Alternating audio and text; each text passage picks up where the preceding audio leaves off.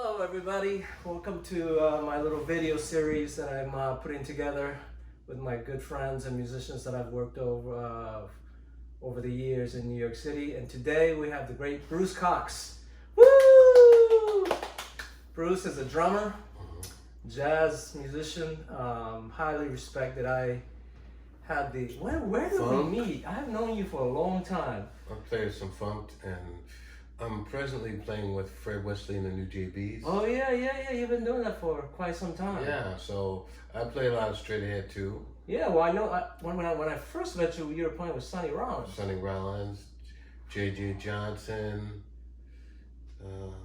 I've been lucky in the business to work with some great cats. I was just like, before you came, Bridgewater. Huh, who?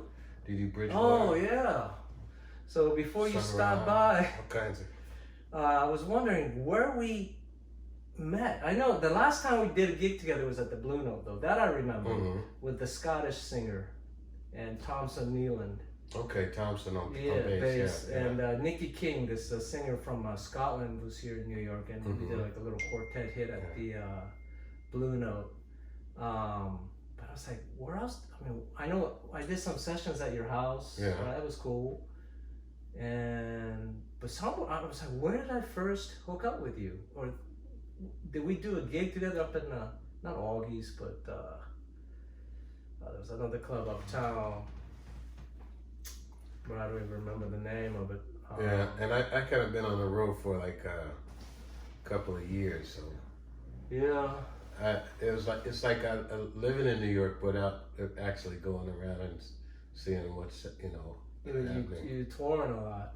So you've been in New York for like quite 30 years or so, right? Because I remember you were playing with Sonny Rollins, and then we did some local gigs, and then we haven't gotten too much opportunity to work together, which I hope will change as the things start to open up. So maybe my fans in Japan will want to know about the pandemic that happened in New York. It started like last year, right? Like it's been February of 2020. A full year. Yeah, it kind of went into lockdown. Yeah. Everything closed. Yeah. And it kind of just barely started to open up now. I saw there's some gigs in 55 Bar. Yeah, some cats are actually hustling and getting gigs, putting together things. And I was out on a weekend. I was out in New York, and there's nobody.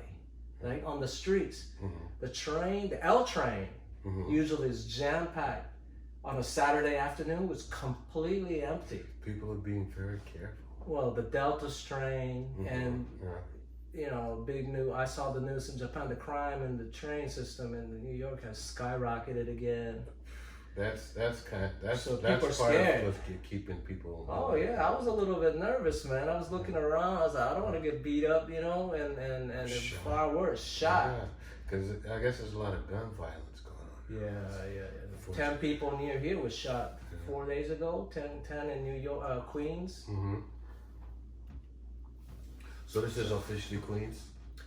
Yeah, it's Brooklyn right there, though. That doesn't make sense.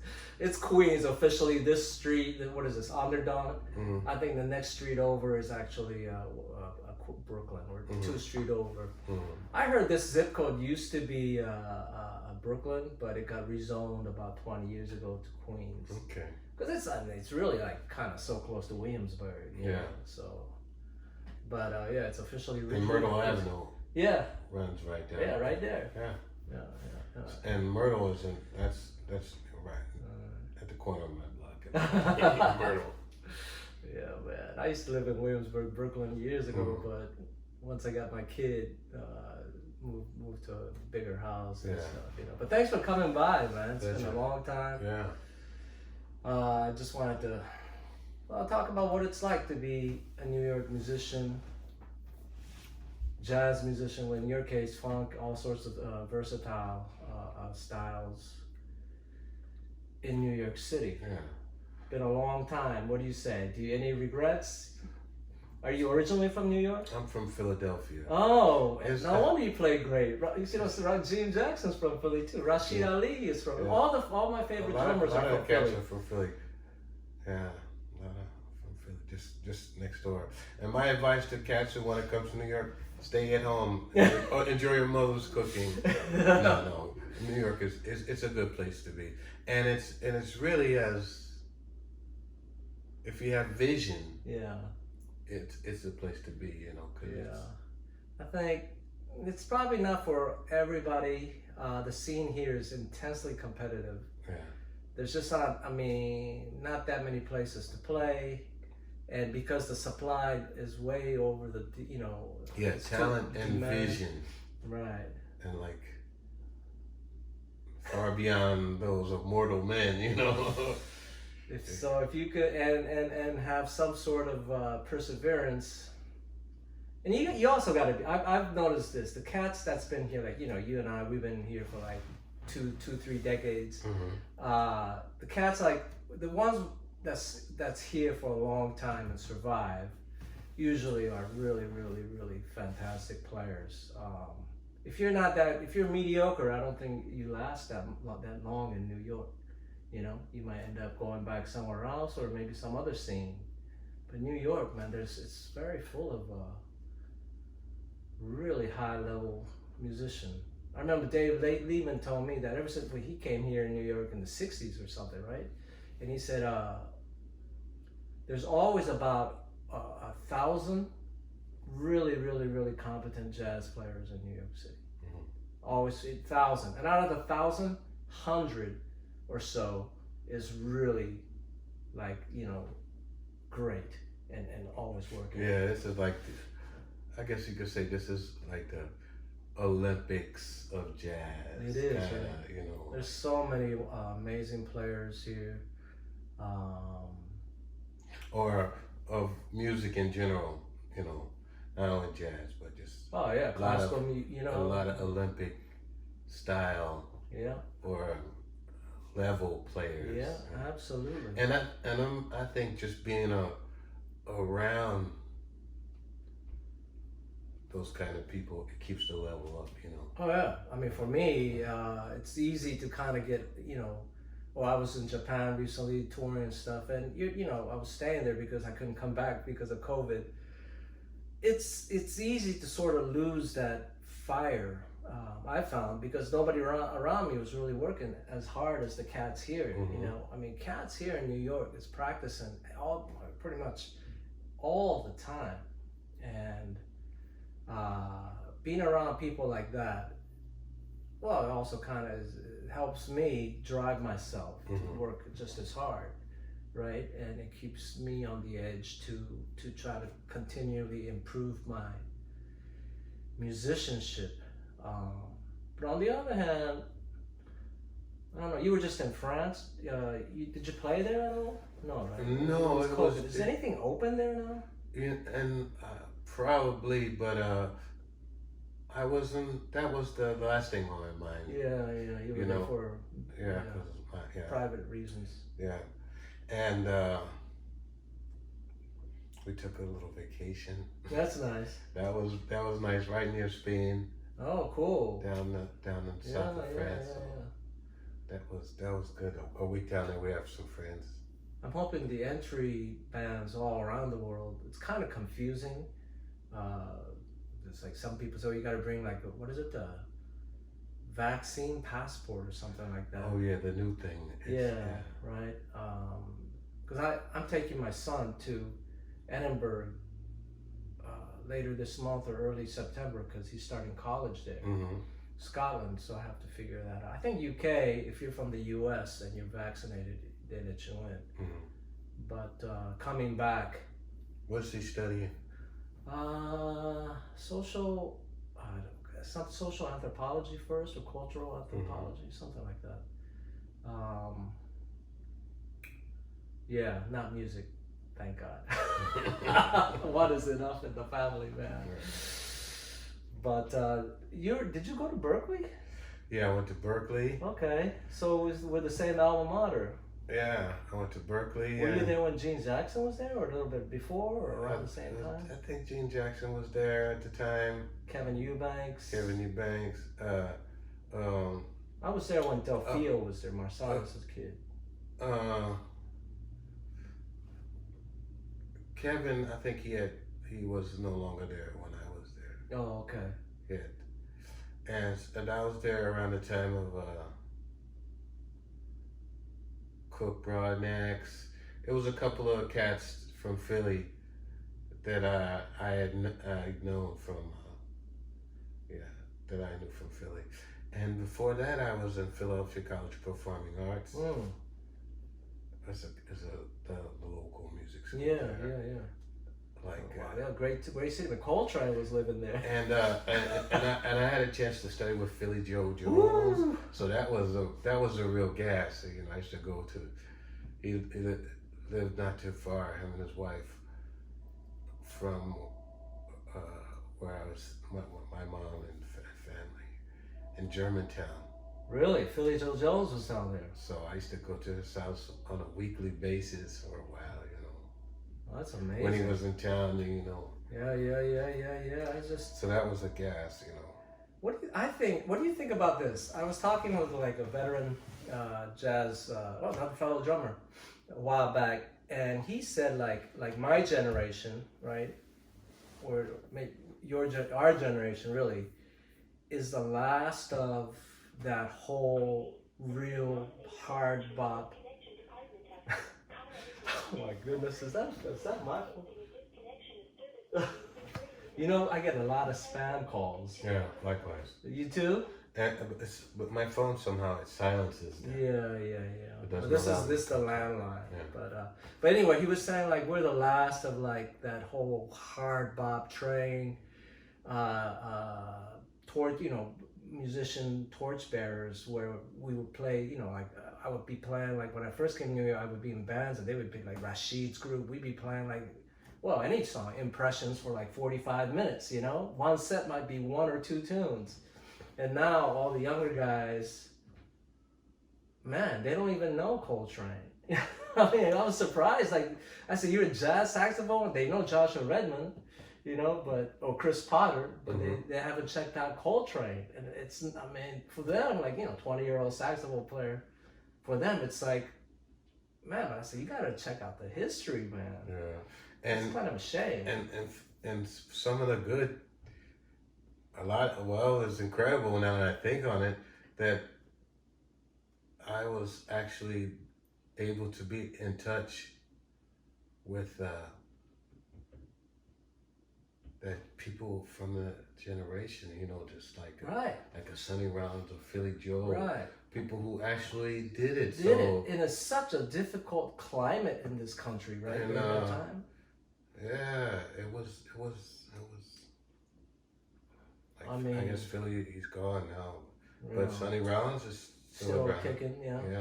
I don't know if he's playing anymore. No, I saw his video kind of interview. He's kind of ill, and he hasn't been able to play. Yeah. Well, he's up there in age, right? 90, 80? I'm not really sure. He's up there. Man, but I've always wanted. I'm going to ask you this: what was it like playing with Sonny Rollins? Like this is the early 90s. Yeah. What was it like? Was he like somebody that gave direction in the music, or was he just like we just got together and played? That was so interesting, because I hardly ever got any direction from him. It was like, play, man. Just play. Play. Yeah, Rashid was like that. A lot of the old school cats. No directions, and you hear a lot of people talking about they get direction from a lot of the modern players or people that they're working with, but it's like. And did he bring sheet music? Did you guys do his original music, or were you doing mostly standards, repertoire, jazz repertoire stuff? And who was in the group at that time? It was Jerome Harris. Oh, he played bass, or was he playing guitar? Jerome Harris. Because he plays both. He plays both, exactly. He plays guitar and bass. Bob Cranshaw was playing bass? Bob Cranshaw was on bass. Oh, okay, I know Bob. Yeah, Bob and his what's his nephew who plays trombone. Oh yeah. I could see his face, but I can't. And Victor CN on congas. Yeah, like a quintet. And the piano player. Oh my! I'm like I said, I'm suffering from those brain fog from the Yeah, COVID. but plus it's quite, It's been a while. early 90s. Yeah, but what's his name? The piano player. I can see his face now. Oh, I'm not so good. It's okay. But so yeah, I mean, to me, Sonny Rollins is one of those pure improvisers, and he always, I mean, I love Train, and if somebody said pick between Train and Rollins, I would probably lean towards Train, which is like a very disciplined kind of way of playing. We was practicing like 15 hours a day, but Sonny Rollins had this incredible sense of humor, discovery, and invention. Every single time he played, it's like really, he was improvising every all the single time. It's just unbelievable, man. Yeah, it was like his music in the 50s, 60s. That's what's amazing to me when I because I can hear something now, and I was like that's Sonny, because it seems like in some respects now, just thinking on it, he was freer than a lot of. Yeah, he's so free. I mean, like other players that I've worked with, you know, it's like. And I think Wayne has that also too. They just sort of a genius improviser. You know? It seems like Wayne, if it's a different kind of freeness. Like it seemed like Sonny's thing was kind of like. I guess he has I'm sure he has a style. Yeah. But it was something about it that touched me about just being so. Yeah, man. So free, like could take chances that somebody else might not take. You know. Oh yeah. It's all about taking chances, and he does it. Well, that's why he's Sonny Rollins, man. It's just like, you know. Nobody else like that, and I don't know with the way things have changed, you know, now we live in a situation, even in New York, and even with my group, the jazz scene has gotten much more intellectual, and it's mostly original music, you know? I mean, I think maybe Steve Coleman was one of the first guys who started kind of, you know, do that kind of thing, and it just got like, everybody went into like original music kind of stuff, and nobody knows standards anymore. And in Japan, people are playing original music as well, and less they're like relying on like the American songbook to express their, you know, music. What do you think about that? Is that good? Well, is that bad? I don't know if it's good or bad. Right. I don't want to just put a judgment on it, but I feel like I'm lucky to have learned a lot of standards. Right. Because when I first came to New York, that was still the thing. Yeah, kind of was like you had to have the language of it, you know. You can't have a real book on stage. You had to have all the songs memorized in any key. It was like quite of a big task for. And maybe it wasn't. Well, for me, I could speak just personally. It wasn't a. Of course, we don't have to worry about different keys. And stuff. With the drummer. But it wasn't like a job or something to try to learn these tunes. It was just something. It was a fun thing to do. Yeah, kind of. It was fun, and I just heard it so much that it was normal. Right. So.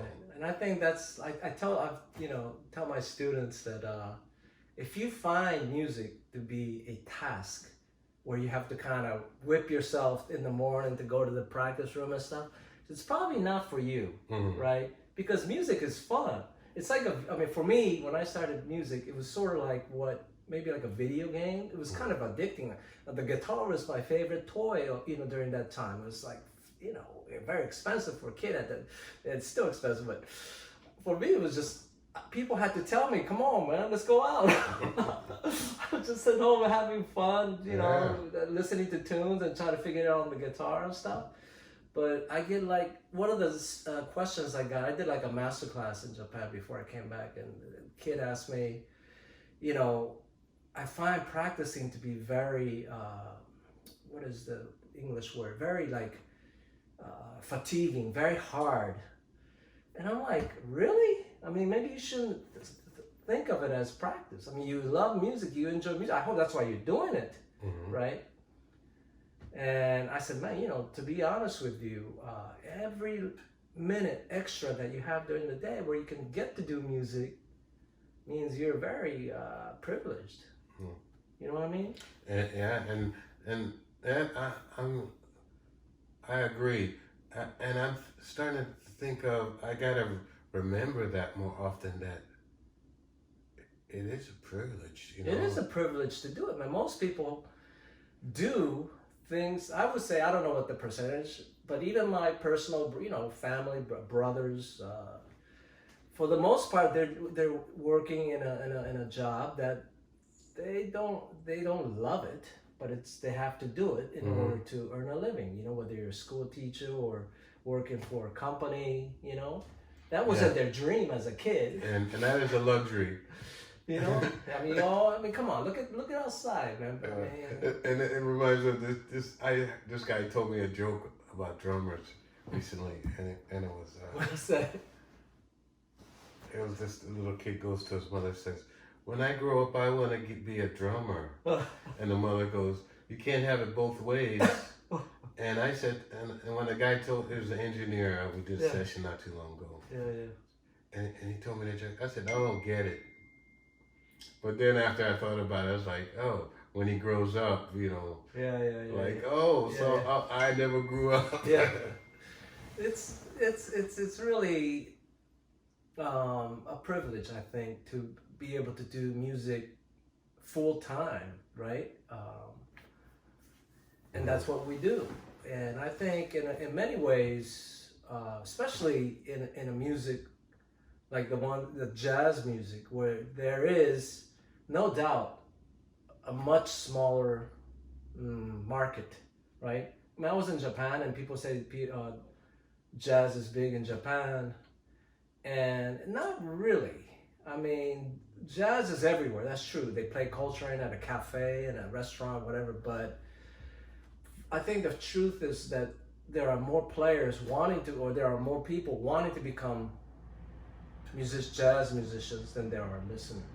So there's a lot of clubs out there, but it's just as tough to bring in a crowd. And in Japan, there's Tower Records are still around, and I was there, and they have like a floor for jazz and classical, and literally it's empty.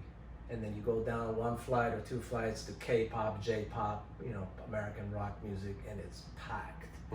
So, what do you think? What is the future of, is jazz a viable occupation? I don't want to say occupation, but, has jazz ever been a viable occupation? I mean, older cats said no. Like, I was hanging out with Pat Martino down in Philly, and he says, I don't know what jazz is. He's like, it's not really a business, he says. He says, it's something that and maybe luckily it isn't, and that's... But I don't see it as something so viable, like a profession where you're going to be climbing a ladder, making it... I think it's kind of... It's almost kind of elitist in a way, where you have to be like a little bit financially secure to do it, because otherwise, if you're depending on that to make it, it could be rough, especially in New York, or Tokyo, any of the big cities where. It's a great place to be if you have some money. If you don't have money, then maybe you should stick out in the boondocks or something. But it's changing. It's changing too. So, and like I said, people with vision, they can figure out how to do what they want to do and make the money at the same time. And so. Jazz education. Yeah, it's a lot. It's a lot of avenues. Yeah. And being a musician, most musicians don't do just jazz. No, that's true. They do. They'll play some straight ahead. They'll play some funk. And to varying degrees. Right. So you think live music will continue to be,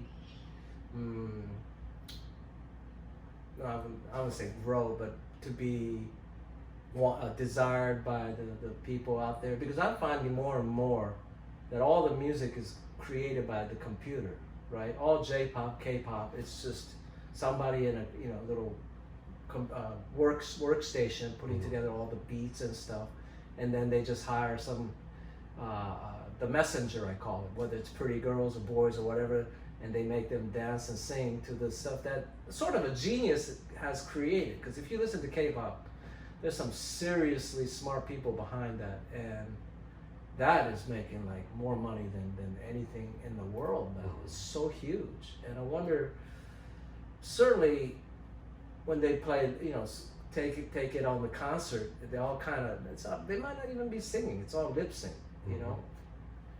I know jazz and classical music is different to a certain extent, but more and more I'm wondering if this humans playing a mechanical instrument like drums, guitar, piano is something that is desired or even wanted. I mean, because people are now so used to computer sounds, which is so precise, and it's no humans can capture that or copy that accuracy. Right? So once I listen to that kind of music, and then I listen to like my records or where people are really playing, you're like, I prefer the organic human albums, that's why I'm a jazz musician compared to what's out there like in the pop world now. But I'm just thinking more and more I see jazz musicians, especially like in Japan or like in Europe, combining both things, right? Yes, I guess we have to kind of go with the time. With the times. With the times, but I guess you could say a purist or. Well, there was a time when everybody has different approaches. Right. I mean, maybe there are even some jazz musicians who says electric guitar is not a jazz instrument. I mean, I remember when I first came here, the whole the scene with Wynton and stuff, like bass had to be acoustic. I remember Lonnie. I was playing with Lonnie Plaxico a lot at that time, and Lonnie was playing with Wynton. We plug into amp. Huh? We plug into amplifier. And when Lonnie brought his electric bass, just for rehearsal, not for the gig, Wynton never. That was it. Wynton fired him, or like, so this is like no electric bass, right? So there's some purists like that, right? Yeah, I guess. No amps. Yeah, and I guess maybe less and less nowadays because we're going toward more electronic stuff. But yeah, now I'm thinking in retrospect, when I first came to town, it was more purist kind of. Yeah, now it's changed a lot. Right. But yeah, it's been great having you here and rapping about music, our philosophy, how to go about practicing. I still keep, once I'm back in New York, just keep on practicing, man. Just trying to keep playing. I hope we have, once this COVID thing kind of chills out a little further, I hope we could do some more playing. Yeah. Because I have some new trio music I composed, and the thing is, it's so hard to find an opportunity, like a venue, and that will let us do it. Well, what I want to say too is that my son moved to Philly. Yeah. And his room is now converted into a studio, like rehearsal. Well, is your son a musician as well? No, he has a house in Philly. Yeah. And he's like 31 now. Oh, wow. And he did just some side info. He was done he needs to do some work in his house, and he called some people to do it, and he got a job. So he's working with these contractors. But anyway, his room is in my house now. It's a studio rehearsal space. So kill it. When we and I have Pro Tools, so we can do some recording. Yeah, I remember when I did sessions at your house some years back. You already had Pro Tools back then, right? Yeah, I probably did have Pro Tools. Yeah. Now, Pro Tools is the thing. And so a neighbor on my block is he's a guitarist, so he helped me build some bass traps and some baffles and stuff. So it sounds pretty good. Great. Yeah. So maybe. Yeah. So next time you want to do something. Let's do it. Let's do it. And you, before we finish, you brought an album, right? Yeah, I brought a CD. This Cool. is my second CD, Status Symbol. Let me see. And the first one is entitled Stick to It. Oh yeah. This is the second one. Status Symbols. Status Symbols. All right, guys, check it out. Bruce Cox's second album. Yeah. It's got Abram Burton on saxophone, Aaron Ortiz on piano, Bruce, of course, on drums, and who's on bass? Gianluca Renzi. Yeah. Is that Matt Renzi's brother?